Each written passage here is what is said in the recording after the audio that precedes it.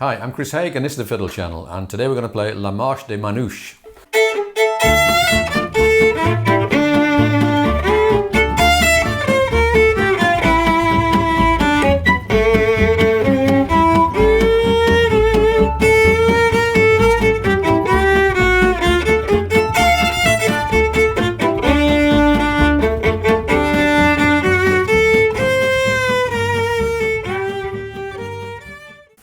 La Marche des Manouches was a request from Jeremias, one of my patrons on Patreon, and I'd never come across this tune before and was surprised by what a great tune it is and how few recordings of it there are.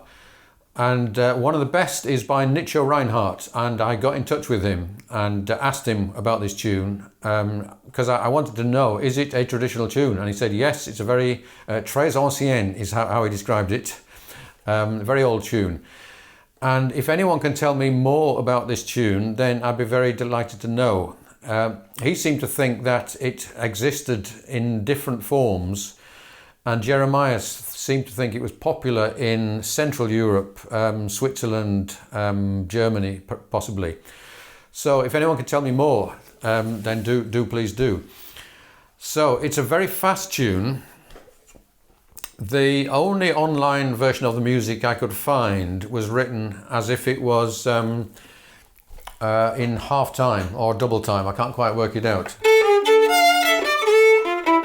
So that would be that would be a bar. But if you think about it, swing is written with 4 beats to the bar, 8 quavers to the bar, and the swing is in the quavers. So the strictly correct way to write it is. So that is 2 bars. Anyway. So I'm going to show you the basic melody, and then I'm going to give you some ideas for how to improvise over this. So we'll start off at a sensible tempo. 1, 2, 3.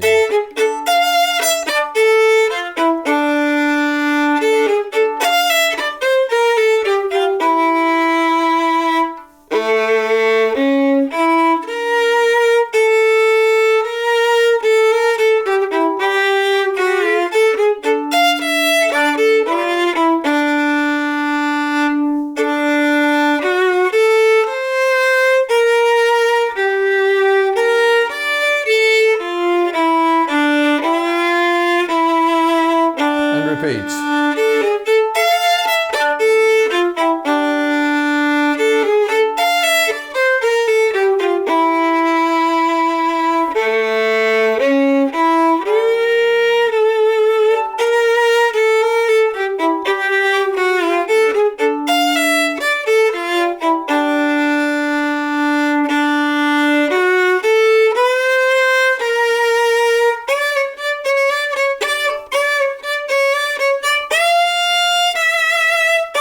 B section.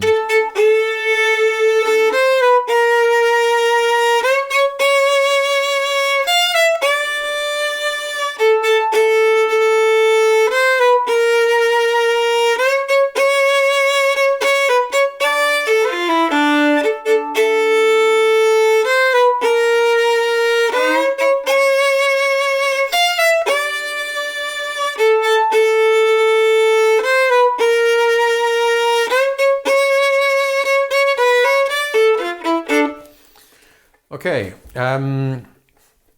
you notice we've got a lot of we've got C sharps. It's D minor, but whenever we come to the A7 chord, we got the C sharps and the B flats. So sometimes we've got that stretch. We've got a few accidentals such as B natural, B flat.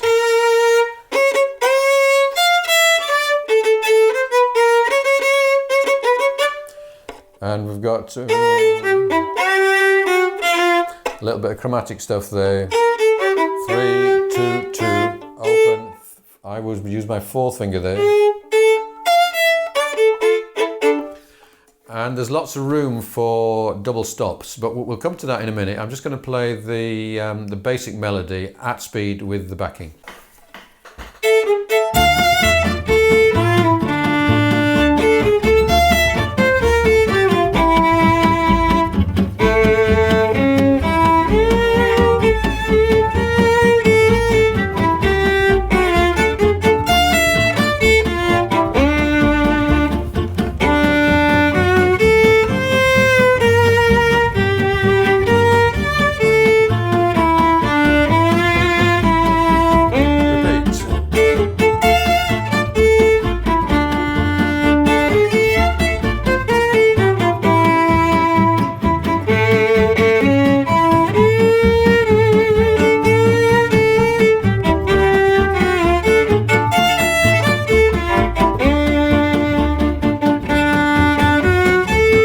second time bar.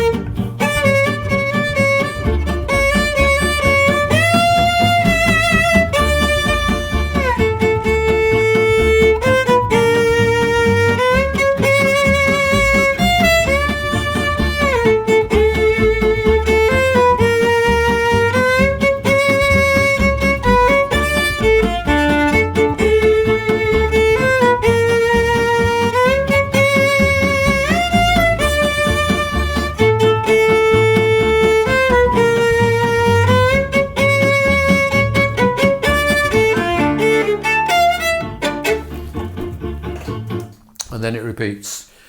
Now, as I said, double stops are great here. So for the D minor, do an A note under that F natural.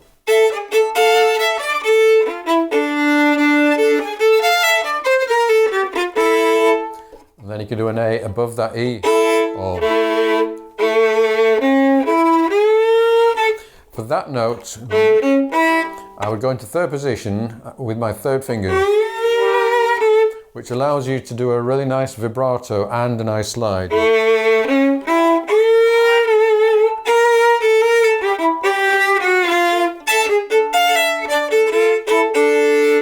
A drones there.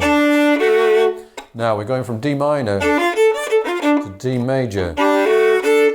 So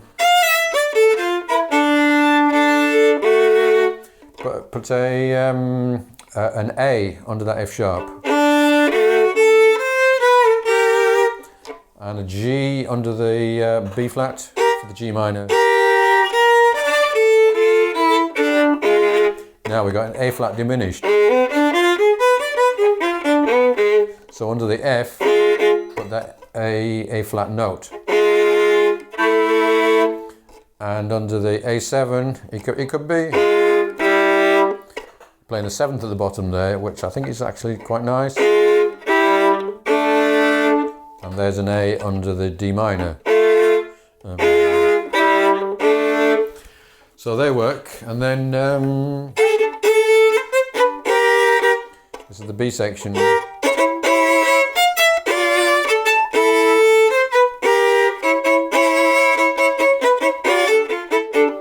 So that it forces you to learn the chords. It leads you into each new chord as it changes. Because although it's possible to do this all mostly on one scale, as I'll show you in a bit, it's better, I think, to do it with bass you're soloing around the arpeggios. So let me just, I'll go through it slowly, emphasizing the chords and just playing the arpeggios.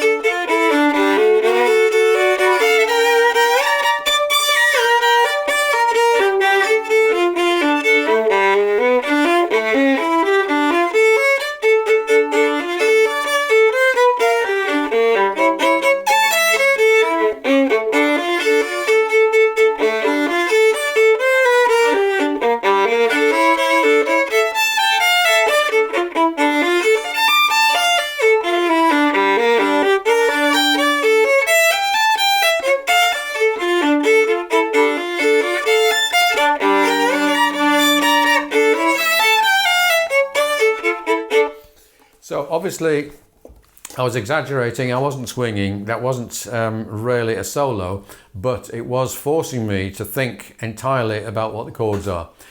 And that's a very good exercise to getting into a tune like this. I'm just going to give you now a solo in a similar vein, but with lots more swing and a bit more feel to it.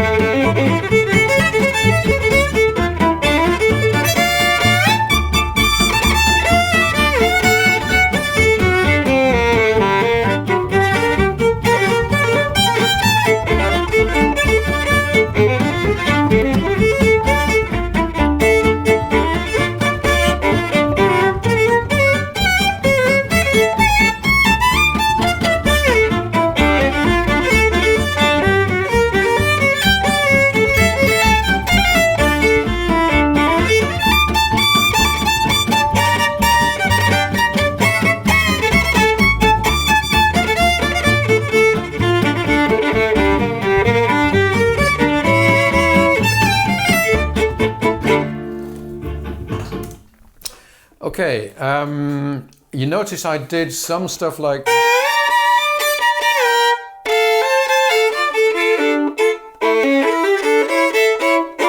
And they're kind of fancy tricks which I've learnt, and I can use them in all of these minor type tunes. Stuff like By Me a Bis Duchesne and Joseph Joseph and Minor Swing, all those things. They all use the same kind of chord changes. And once you've learnt...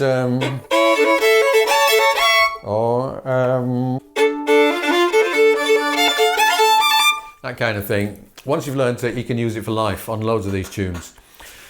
Now, I said you can play, to some extent, the same scale through quite a lot of this. And the scale you would use, D harmonic minor.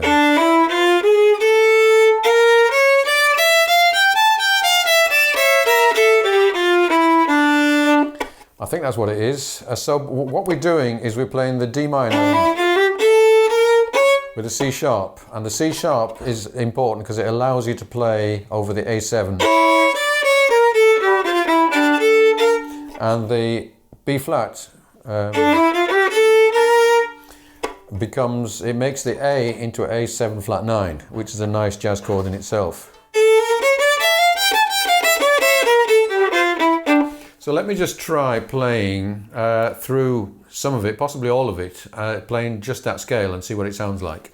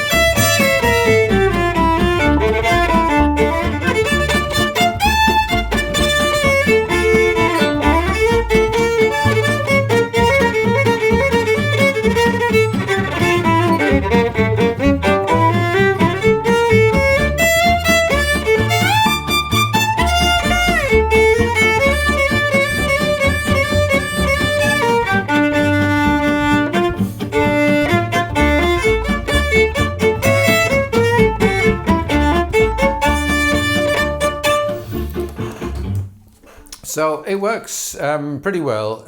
The G minor, it comes a little bit unstuck. You can ignore that G minor, but better if you don't. So I think a little bit of both. A little bit of following the scales and arpeggios, and a little bit of trying to force that scale through certainly the D minors and the A7s is going to be quite a good approach. Okay, so that's about it. Oh yeah, just one more thing. Minor jazz tunes always work well with that minor 6. I'm just going to do a little bit to show you that lick.